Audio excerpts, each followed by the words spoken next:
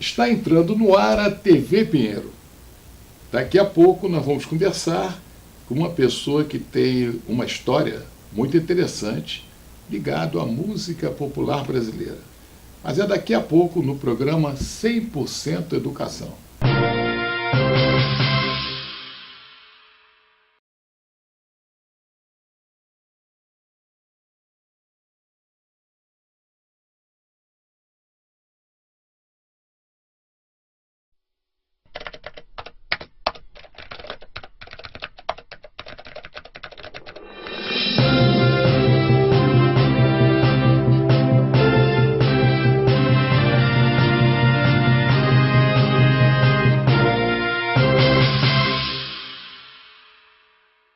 Eu sou Armando Pinheiro Guimarães, este é o programa 100% Educação.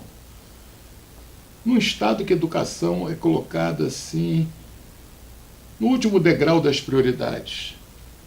Mas é que nesse programa não, aqui o assunto é sempre sobre um tema educacional. E nada mais educacional do que a música. E hoje temos um convidado aqui, que é o Maurício de Brito Jerônimo, que ele tem uma história muito bacana. Né, um DNA de família. Né? Já soube que você é neto de um baiano chamado Codó. Né?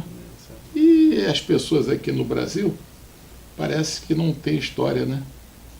Não é isso? É uma época que, em vez de servir de inspiração para os mais jovens, né, as pessoas são arquivadas no tempo. Né? Então, o Codó, estamos resgatando a obra do Codó. Por isso que nós lhe convidamos. Nós temos um amigo chamado Ricardo Cravo Albim. É o maior historiador da música popular brasileira. Todo mundo conhece, né, o Ricardo Cravo Albim. Ele é presidente do Instituto Cravo Albim, ali na Urca. E ele conversou com você, bateu um papo, né, no nosso programa, que antecedeu a esse, lá na Band, né? E ele falou muito da importância. Tudo bem, Maurício? Tudo ótimo, professor. Que bom que você está aqui. Prazer. Você é um pesquisador da obra do seu avô? É isso aí. É isso? Me conta um pouquinho sobre o blog Museu do Codó, que tem na internet. O blog Museu foi os finalmente, né, onde eu cheguei depois de uma infância ouvindo, recheado, né, das histórias de Arraial de Cairu, no município de Salinas da Margarida, onde nasce Codó, né? Salinas da Margarida. Salinas da Margarida. Era um pequeno povoado, banhado pela Baía de Todos os Santos, né, no Recôncavo Baiano. E Codó, filho de uma índia com uma negra, uma índia com um negro, e ele nasce numa vida muito simples, humilde, né, e desde cedo envolvido com a lida com a terra, né, e a musicalidade, né, que já o movia. E isso fez ele, ainda com 7 anos de idade, construir o seu primeiro violão com tábuas de caixote. Caramba, e tábuas cordas de piaçava. Criativo, hein? Ele já ouvia no rádio e queria reproduzir aquela musicalidade de alguma forma que mexia com ele. Mas não tinha recursos, né, para comprar um instrumento. Não tinha recurso naquela época, né? Vivia plantava para comer, né? Vivia do pescado, que né? Bacana. Criação de pequenos animais. Você é dessa cidade também? Não, eu não sou, eu já nasci no Rio de Janeiro. Minha mãe é dessa cidade. Tá. E minha mãe viveu também, boa parte aí, toda a juventude, veio para o Rio de Janeiro já com 18, 19 anos. Então, passou para mim toda essa memória, né, desses tempos e de toda essa riqueza musical, né, que envolveu o Codó e que ele passou para os seus filhos também, que todos são músicos. Né? Todos filhos? Todos filhos. Você também é percussionista? Eu já passei por aí, então eu brinco, me falaram que um você pouquinho. É percussionista, né? Mas você já nasceu no Rio? Nasci no Rio de Janeiro. Mas tem a família lá na Bahia, né? E Codó, Bahia é uma terra encantadora, né? A Bahia é muito apaixonante, apaixonante. Toda vez que eu vou, eu não tenho vontade de voltar. Não tenho vontade de voltar. Muito legal a Bahia. E essa vivência, né, que minha mãe e Codó tiveram, isso mexe com o ser humano, né? O ser humano fica mais sensível, mais perceptivo, né, à natureza e através dessa percepção, ele consegue compor suas canções e emocionar, levar emoção. Né? Mas ele é violonista, não é isso? É, violonista. Depois, no segundo momento, ele comprou, o pai dele deu um violão para ele, não é isso? Essa história é interessante, né? Porque ele era garoto ainda, já com o seu violão de piaçava, e soube que numa cidade vizinha tinha um comerciante vendendo um violão. E aí ele voltou correndo em casa e pediu aquele violão, e o pai não tinha, né, recurso para comprar, e ele já, sem falar com o pai, negociou com o violante, com o comerciante. Olha, eu tenho uma vaquinha leiteira lá em casa, eu vou falar com meu pai, o senhor faz uma troca aí dessa vaquinha? O comerciante, ótimo, eu faço sim. Aí foi tentar convencer o pai, né? Tentou, e o pai em princípio não, mas depois vendo, né, o talento do filho e toda essa sensibilidade musical, o pai trocou a vaca e ele teve seu primeiro violão, né? E autodidata, né? Começou a tocar sozinho, ouvindo rádio e dedilhando violão. Agora ele compôs quantas canções? Não sei ao certo, mas são dezenas, né? Se não centenas. Né? Ele gravou 10 discos, né? 10 álbuns, e tem uma infinidade de outras músicas inéditas gravadas em fitas, né? Caseiras, né? Gravações caseiras, muitas se perderam, enfim, com o tempo. Ele tem um grupo assim? Tinha um grupo? Não, ele tocava com a família em geral, né? As filhas eram as backing vocals, tinha o filho mais velho, que era o Codózinho, como chamado, o Antônio, o Cláudio também, mais músico velho, também. Músicos também. Desde cedo já introduzidos na coisa da toda música. Toda a família. E o acompanhavam, né? Com esse DNA. Toda a família. E a sua mãe também? Minha mãe também é musicista, violonista, compositora, percussionista. Antigamente se gravava em fitas, né? Pega sério. Eu tenho uma fita, João Gilberto, ele, quando veio de Salvador, ele veio com a sacola, né, do supermercado e ficou na casa de um amigo meu, já falecido, Chico Feitosa, ali em Copacabana. Ele ia ficar uma semana, né? Ficou lá 3 meses, né? Vindo tentar a vida aqui no Rio de Janeiro, né? E lá ele tocava violão, né? Assim, intimamente. E o Chico Feitosa, ele doou o acervo para a Faculdade de Pedro Guimarães. E neste acervo, há uma fita do João Gilberto tocando violão na sala dele. Caseira. É interessante. Estou falando de João Gilberto, né? João Gilberto é de uma geração posterior a Codó, baiano também. Posterior, né? Então João Gilberto era muito amigo e fã de Codó, porque ele, na juventude, ia visitar Codó nas suas tocatinas na Rádio Sociedade da Bahia, Hotel da Bahia. Então o Codó relatava que o menino João Gilberto ficava até o final do show, para no final querer trocar figurinha, ia beber uma cerveja com o Codó, esforço, enfim, né? E tinha essa amizade, né? Durou pelo tempo. Tanto que o João Gilberto tem, né, uma personalidade bem particular, e ele avisava na portaria, já aqui no Rio de Janeiro, depois dos anos 60, no final dos anos 60, quando o Codó já morando no Rio, avisava, olha, se alguém me procurar, eu não estou para ninguém. Só para o Codó. Agora, se for o Codó, você manda subir. João Gilberto sempre foi excêntrico, né? Sempre foi. Ele morava um tempo ali num apart hotel, né? Ali na Talfo de Paiva. Eu morava também, na época, no hotel ali no Leblon. E aí ele era muito excêntrico, né? Aí chamava o restaurante, aí tinha que botar a comida assim no chão, tocar a campainha e sair, não podia vê-lo. Entendeu? O cara... E trocava o dia pela noite, né? Como é comum de muitos músicos, né? O O Codó já não tinha esse hábito, era bem diurno. O João Gilberto é uma voz única, né? Sensibilidade, né? Muitos artistas tiveram a influência do João Gilberto, né? Influenciou muita gente. Essa coisa da influência eu acho interessante, porque João Gilberto, como um dos percursores da Bossa Nova ali, né? Já ouvia Codó. Então, muitas vezes, analisando a obra de Codó, a gente vê muitos traços bem próximos à Bossa Nova. Quer dizer, então, o próprio João Gilberto absorveu também desses mais antigos, né, parte desse conteúdo que fez ele fundar, né, um dos fundadores aí da Bossa Nova. Agora temos uma historinha, nós vamos contar daqui a pouco, que é com outro monstro sagrado da MPB, que é o Gilberto Gil. Legal. Mas voltamos já.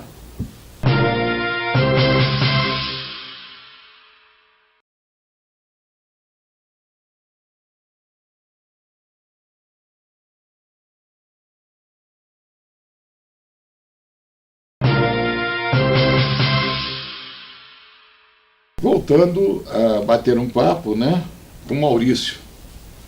Maurício, ele é engenheiro de formação, mas ele também tem um DNA de música. A família dele tem toda uma história na música popular brasileira. E quando nós fomos para o comercial, nós estamos falando sobre o Gilberto Gil. Qual é a história do Gilberto Gil com o Codó? Tem uma biografia até de 92, Gilberto Gil ele apresenta, né, em detalhe essa história. Antes ele começou tocando num grupo, né, de amigos, tocava sanfona, e aí se encantou pelo violão, pediu um violão aos pais. Né? Gilberto Gil tocava sanfona? Começou tocando sanfona, porrinhola, né? E aí, ganhando o primeiro violão, foi no final de semana que ele ia veranear em Salinas, com a família. E aí ele pega a lancha, leva o seu violão novo, pega a lancha indo para Salinas. E quem está tocando na lancha nesse dia? Codó. O Codó. E aí o Codó vê o menino Gilberto Gil com aquele violão desafinado. Ô menino, dá cá esse violão, deixa eu afinar esse violão aqui. Aí afina o violão, dá uma dedilhada, enfim, e troca ali um primeiro contato. E Gilberto Gil diz, né, que Codó foi o primeiro a afinar o seu primeiro violão. Né? Caramba, que história, hein? Interessante. Agora, o Codó, ele teve vários parceiros, né, nas composições. Cite alguns deles. Já no Rio de Janeiro, né, ele participou de muitos. Ele veio morar no Rio, shows, né? Veio morar no Rio, veio em 68, gravou o seu primeiro disco aqui no Rio. Ele saiu da Bahia para poder gravar os discos, né? Porque o grande polo fonográfico era o Rio de Janeiro. Né? E São Paulo. Né? E aqui ele tocou com Ismael Silva, enfim, Paulinho da Viola, dentre outros, muito querido por Elba Ramalho, o próprio João Gilberto, enfim. Ele está, inclusive, Jorge Ben, o seu primeiro disco, que fez sucesso lá fora, levava Tindondom. Brasil 66, de Sérgio Mendes. Como é que é o Tindondom? Tindondom. Como é que é? Tim, tim, tim, tim, faz o tamborim, tim, tim, tim, e o violão faz tindom, batendo igual o meu coração. Que espetáculo, né? E aí foi o que explodiu a bossa nova lá fora, né? Sérgio Mendes, né? Brasil 66, Brasil 65, Brasil 66. Levou o Tindondom, né? E levou o Codó, e aí isso fez com que ele o Codó... Ele era do grupo do Sérgio Mendes? Não era, mas era apreciado por Sérgio Mendes e amigo de trocar as figurinhas musicais, enfim. Ah, que ótimo. E João Melo foi um dos principais parceiros do Codó em algumas das principais músicas, né? João Melo. João Melo. Agora, ele se apresentou também em grupos musicais, né? Houve shows, né? O Ricardo estava falando sobre um espetáculo, né? Que espetáculo é esse? Esse espetáculo... Que a sua mãe participava, né? Então, Sara Cecília Meirelles, né, foi um dos grandes casos, né, onde Codó se apresentou muito e levava sempre a família, né? As filhas eram as backing vocals, né? Mercedes, Leninha e Marinalva, né? E os filhos sempre o acompanhando, né? O Mauro, né? Mauro? Não, o Mauro é seu pai. O Mauro já é meu pai, né? Que justamente fez uma grande amizade com o Codó, né? Meu pai era percussionista, né? E foi procurar Codó e tem N músicas gravadas juntos ali na varanda de Codó, né? E como é que é a história? E foi história? quando ele conheceu minha mãe, inclusive. Me conta um pouquinho do seu pai. Fiquei curioso agora. Meu pai é músico, baterista, né? Lá do início da Bossa Nova, lá, é fã de Edson Machado, de Milton Banana, enfim, Paulo Magalhães, enfim. E sempre envolvido, né, na música e aquela grande movimento da Bossa Nova e do samba jazz, a influência do jazz, né, com samba, aquela coisa. Dizem que veio do jazz, né? A Bossa Nova tem uma... É uma mistura, né? Seria a mistura do samba com a parte harmônica e de improvisação do jazz, né? Isso mesmo. E surge a Bossa Nova. E é encantado com Codó, com toda essa musicalidade dele, toma conhecimento do Codó, né? Veio para o Rio, e aí busca o contato com o Codó, quero conhecer esse ilustre aí. E durante anos tem essa grande amizade, meu pai passa a frequentar a casa de Codó, onde conhece minha mãe, né? E aí, enfim, se encantam também, e aí eis que surge eu, né? Desse Seu pai era baterista? Amor. Meu pai é baterista e percussionista. Né? E agora uma pergunta, Maurício, o samba nasceu onde? É no Rio de Janeiro ou na Bahia? Isso daí é uma... É carioca ou é baiano? O samba seria carioca, né? Porque aqui onde orbitava, né, essa coisa da influência enfim, tinha um somatório da influência da... porque a família real esteve no Brasil, né? Chegou no Brasil e aportou no Rio de Janeiro, e com ela traz as influências europeias, né? E a gente já tinha aqui as músicas mais primitivas, vamos dizer assim, né? De origem africana, né? E tudo isso é fundido com a música europeia, enfim, e aí surge o samba, né? Onde você bota uma abordagem melódica já diferenciada, já uma mudança daquela rítmica mais africana, né? Enfim, e isso termina acontecendo mais no Rio de Janeiro por ter essa influência, e esses grandes, né? Tem Noel Rosa, entre outros aí, enfim, isso, orbitavam aqui nessa região, né?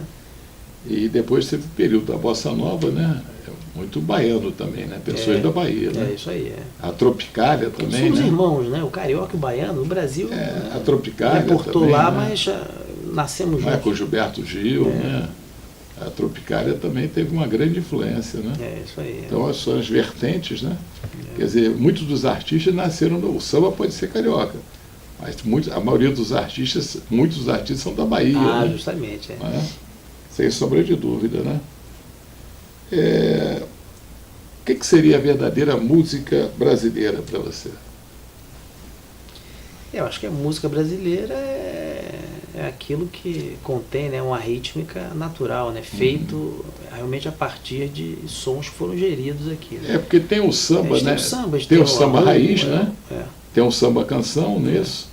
Aí temos o maracatu, temos o né? próprio forró, né? O baião, enfim. Muita coisa, né? O que realmente nasceu aqui, né? Fala acima da questão da MPB, né? A MPB, ela já é um leque mais abrangente, né? Ela já junta uma rítmica talvez mais americanizada do rock, mas com a palavra brasileira, né?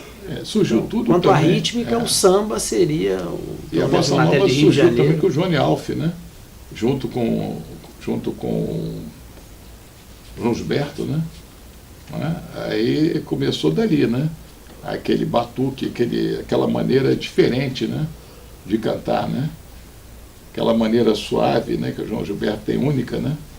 Aquele ouvido maravilhoso que ele tem, né? E é uma pena, né? Ele está numa situação meio complicada agora, né? Dizem que ele está numa situação difícil, né?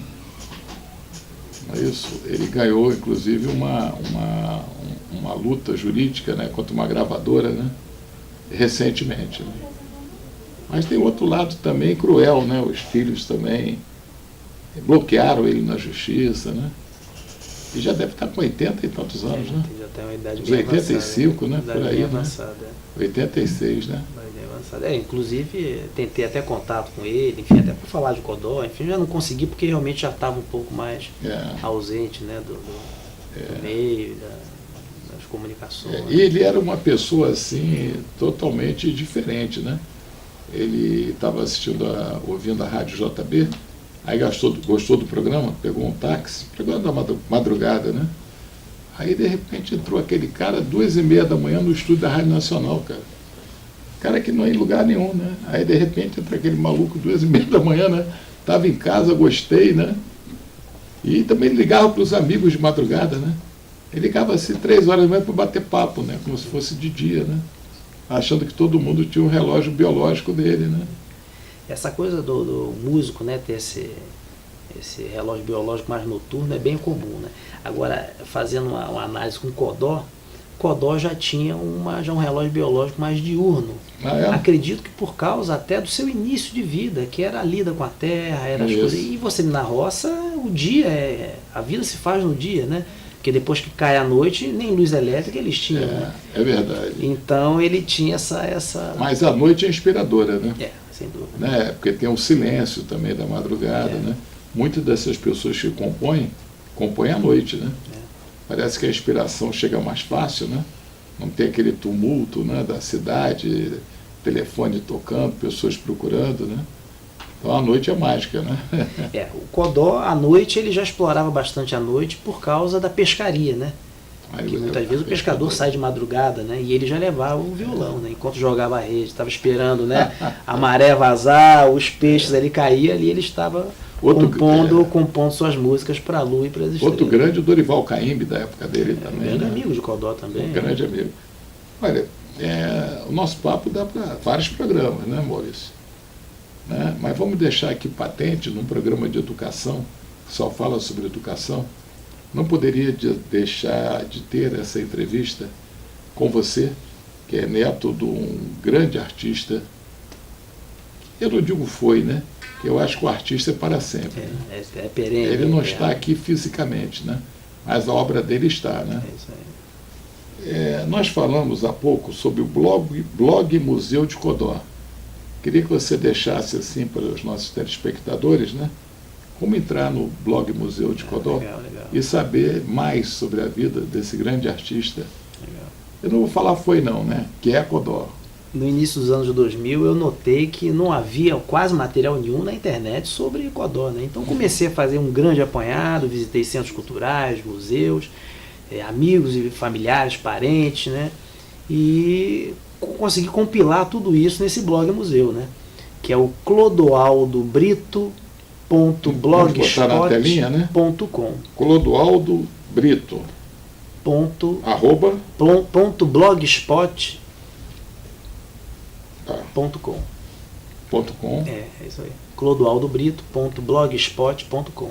Lá tem toda a referência de acervo dele, todos os comentários de discos, fotos de discos, comentários de amigos, referências, tem as fotos, tem tudo tem links para vídeos, enfim, de áudios e música. E devagarinho a gente está sempre alimentando com novas músicas, antigas e novas músicas. Né? Ok. Ô Maurício, eu desejo uma grande boa sorte para você, né? Para o seu blog, né? Quando eu chegar em casa, vou dar uma olhada, hein? Vou ver, gerou curiosidade, hein? E que você seja feliz, né? Nos seus empreendimentos, né? E você que está nos assistindo, né? Que você seja feliz. Ser feliz só tem sentido quando você compartilha com a pessoa que está do seu lado. Não existe felicidade voltada para o egoísmo, você querer só as coisas para si. Né? Então a gente, através do 100% Educação, a gente compartilha histórias tão bonitas quanto a do Mestre Codó. Mestre Codó. Tá? E um beijo no coração de cada um de vocês. E até a próxima.